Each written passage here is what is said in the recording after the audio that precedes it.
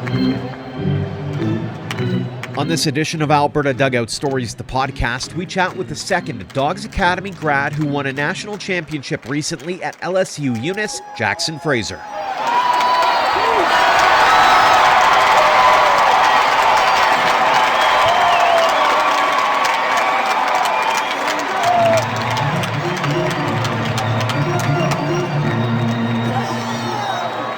Welcome to episode 142 of Alberta Dugout Stories, the podcast. I'm Joe McFarland. A few episodes back, we caught up with Airdrie's Aiden Macris, who was fresh off winning a national championship with Louisiana State University at Eunice. It was an incredible final series with Western Oklahoma coming to an end in a 5-4 extra innings victory for the Bengals. The Dogs Academy product put up great numbers in his second season with the National Junior College Athletic Association Division II program, where he was joined by a former high school teammate in Jackson Fraser. The 6'5", 216-pound freshman made 10 relief appearances for the Bengals, picking up one win and striking out 6 in just over 8 innings of work. The native of Buena Vista, Saskatchewan, decided to stay stateside during the summer to keep working on his mechanics, as he's hoping to become a starter with the Bengals before too long. With North Fork of the Hamptons Collegiate Baseball League, he's 1-1 with a 3.21 ERA in 6 games, including 5 starts, and in one of those early July starts, he allowed just 1 hit and struck out 9 in 8 innings, although he didn't register a decision in a 1-0 loss. We caught up with the 20-year-old right-hander recently to talk all things baseball. Jackson, thanks so much for joining us here on the podcast. Thank you for having me. Maybe the first question I need to ask is, where in the world is Jackson Fraser right now? Right now I'm in the Hamptons, New York, playing in the Hamptons Collegiate Baseball League for the summer.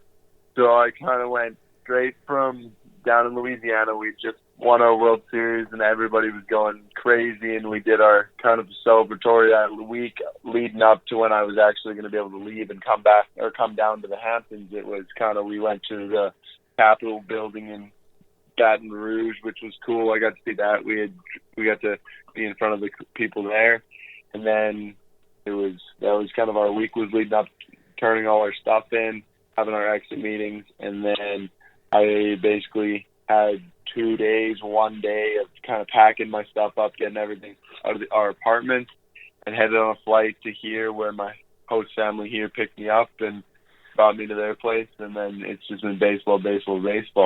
Very cool. It's a long ways away from home again, as usual, but what brought you there? My assistant coach, he sets up our summer ball, and he had sent some of our guys here in the past years, and he thought it was going to be a good fit for me. And I've always kind of wanted to go to New York and see this side of the East Coast, and just thought it'd be fun experience. You mentioned that championship. Let's get to that. The start of June, the run the Bengals went on to a national championship. That was crazy, especially that 14-inning finale. How crazy was that game from your perspective? It was just insane. Like, we going into it, and we kind of, there's times where it gets nuts and we're losing, but from the get-go, we just kind of had that we deserved to win. We knew we had worked so hard to be here, and it was ours for the taking, that we go out and we can grab it. So it was interesting. We got to the diamond, and from that, the moment I stepped in and I looked over to what they were wearing, I just knew we had it. Because we had lost the game, and as they got to be the home team, they got to pick the jersey that they were going to wear. And they had decided to wear the jersey, the yellow gold top that they had decided that's what they were going to wear. And they had told our coach at midnight the night before that that's what they're going to wear. They hadn't worn that top all tournament. That's the top we'd been wearing. So we'd had to switch our tops. And so we wore purple that day. And we were just like, sure, let them do it. We were going to come at them. And we get there, and they didn't even wear their gold tops. They wore their green ones, and they just did it to make us change. And it was like, okay. And it just kind of unleashed something in us, I think, even more, that we wanted to just go out there, and we wanted to beat them even more because of that. Crazy how the game within the game sort of plays into that, isn't it? Yeah, it was just kind of like, okay, you want to try to do something with our heads, we're going to go and we're going to stick it to you. And so it was a crazy game. We ended up going 14 innings, and it was just one of the craziest and coolest experiences of my life. Going to 14 innings, you couldn't have drawn it up anymore. Just so intense back and forth, and going that long, and it was like, this is the coolest game of my life. That whole final was pretty wild. Take us into the clubhouse and what's said during the course of those 3 games to kind of keep everyone even keel because the momentum shifts were so wild. Oh, yeah. So as we kind of we lose that first game, and it was like our coach brought us back, and he said, hey, they play 3 games in a series. All college baseball is 3-game series. You can drop the first one. It just means you got to win the next 2 to win that series. And it was as simple as that. We're going to burn it. We're going to burn that whole game, that game we lose. And it's like, we're going to burn everything apart of that because that doesn't matter anymore. We're going on to the next one. And this next one, then we had our eighth on the bump, and it was like, we're going to go and get this one, and we're going to go. And then we're going to focus on that game and that game only. And so that's what we did. We come out, and our bats are hot, and we do exactly what they did to us in the first game in that second game. And it was like, there it is. It's even. What was it like as a freshman getting to be a part of all of this and kind of soaking in all of this as it's happening in front of you? Oh, it was so cool.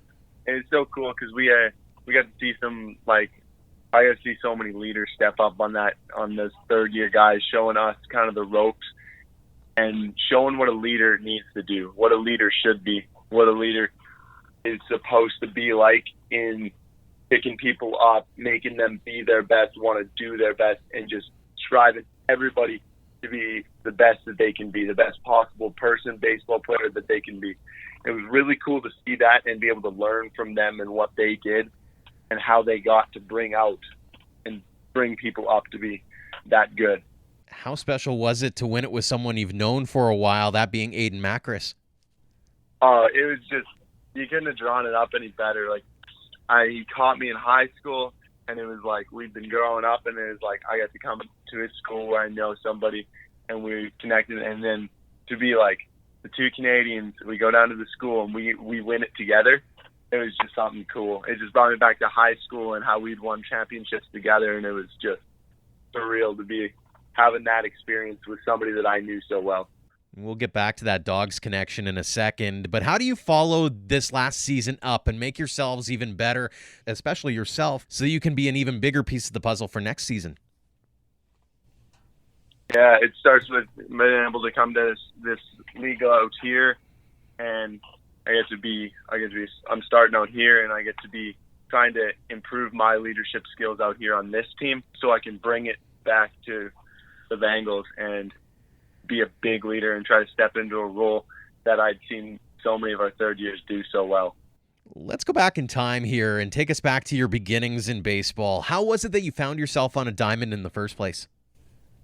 My dad played fast pitch growing up and played it up, and it was, I forget what kind of ball it was, but he played in Moose Jaw and Swift Current Regina, and so I'd be traveling with him, and he'd kind of pick me up, and we'd go to his game, and then he would take me back in between kind of when he would come out to play in Regina, and he was able to pick me up from my mom's, and we'd go and I'd get to watch his game, and then after the game, I'd run the bases, and it was just so cool getting to see him play on a diamond, and it just kind of grew me to love the game, and he was always playing catch with me, always my catcher growing up when I was learning how to pitch, and it was just so cool. It just kind of made me fall in love with the game.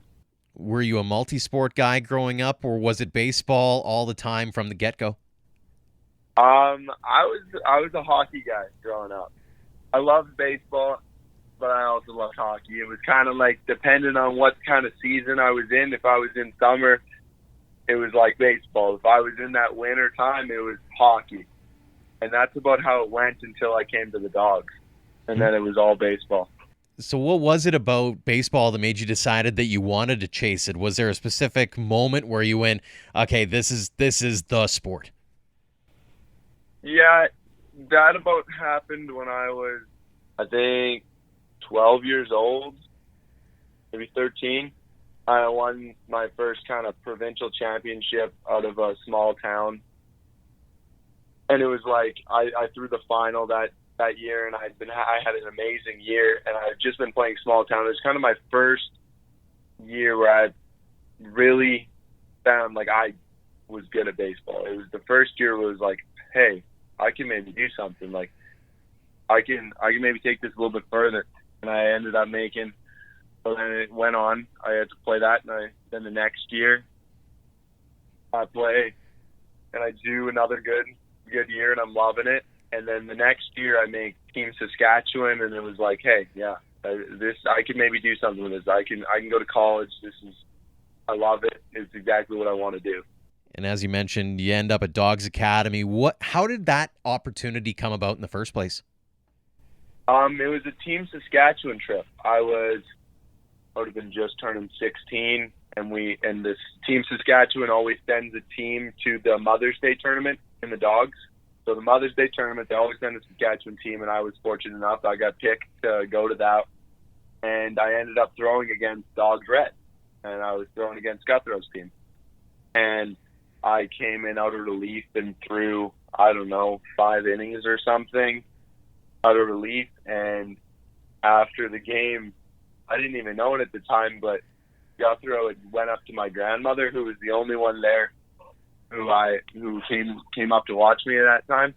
She was up there and during that game, and they had a conversation. They exchanged information, and I found out later that he went up and talked to her, and I was like, I had no idea what Okotoks was even about at that point. I knew that Tyler McWillie had gone there, and it was a prestigious thing. I just didn't really know much about it. So it was cool that I'd be like, this place, like I got to search up and I could see, wow, this place moves people on.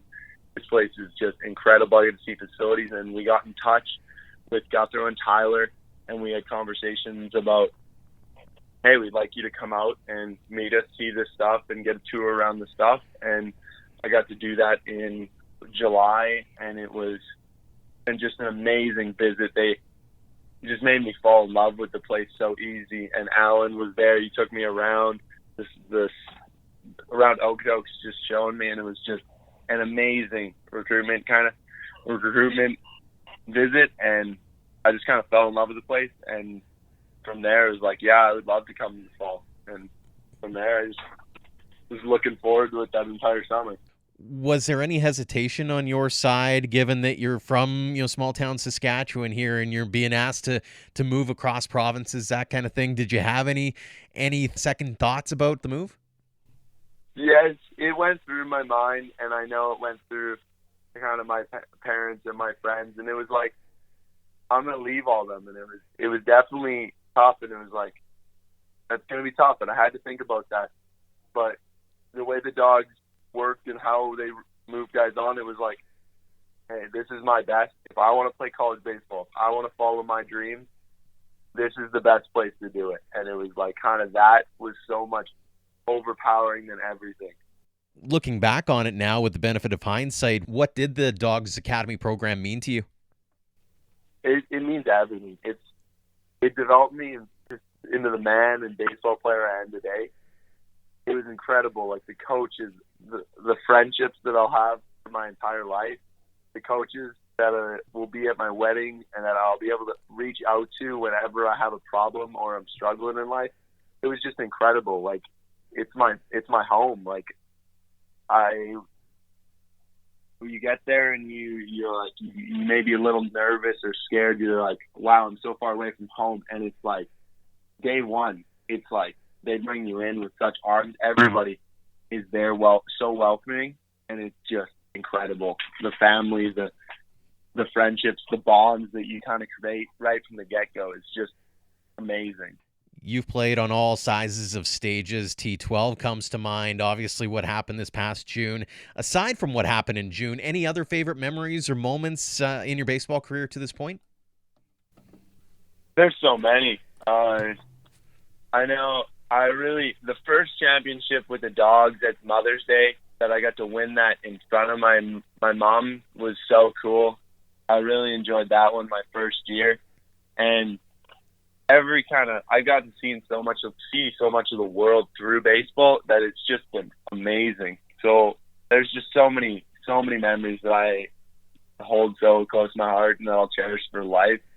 And there's just incredible of the amount of experiences I've got to have already through baseball. Any people you'd like to single out?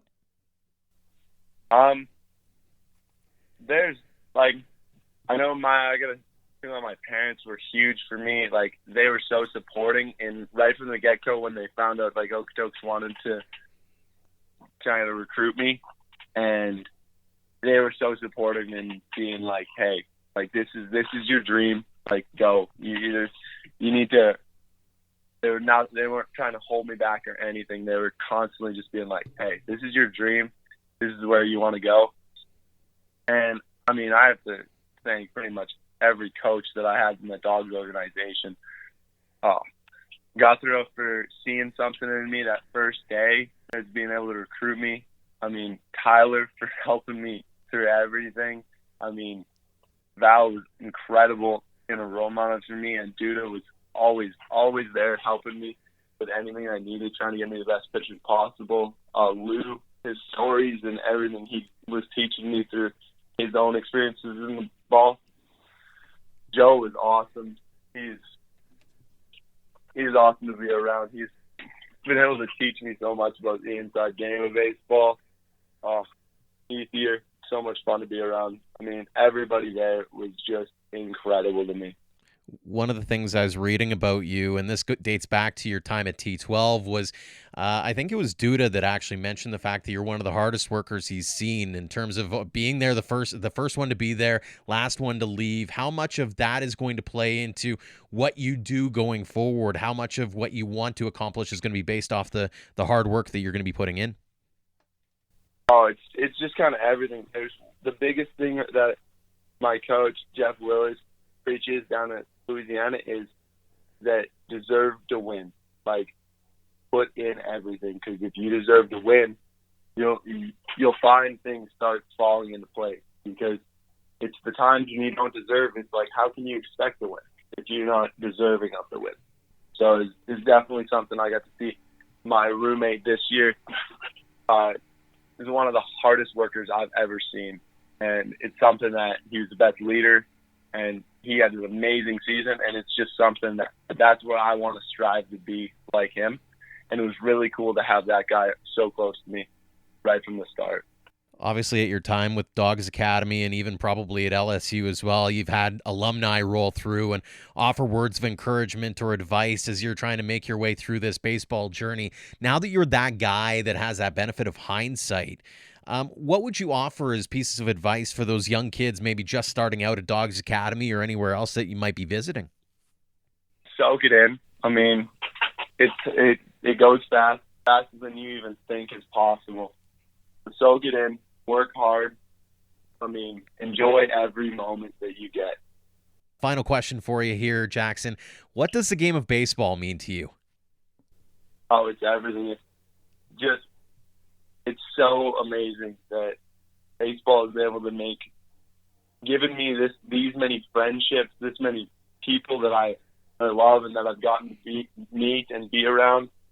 It's taught me so much about how to be a better man and just things that I will take forward in my entire life. And it just sets me on the right course. Fantastic stuff. Well, Jackson, again, really appreciate the time. Congratulations on all the success to this point and continued success going forward. Thanks so much for joining us here on the podcast. Oh, thank you so much for having me.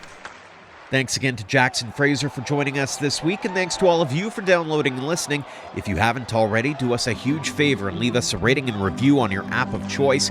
We're available on Apple Podcasts, Google Play, Spotify, Stitcher, and TuneIn. Until next time, thanks for all of your support, no matter the platform, of Alberta Dugout Stories.